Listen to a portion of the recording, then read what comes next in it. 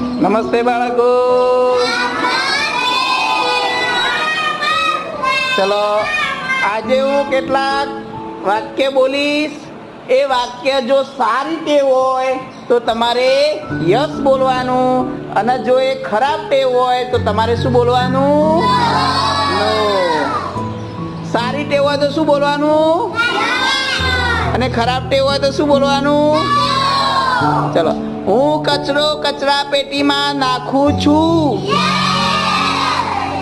હું મારી ચોપડીઓ ફાડતો નથી. હું દાદાને પાણી પાઉં છું. હું કચરો ગમે ત્યાં ફેંકી દઉં છું.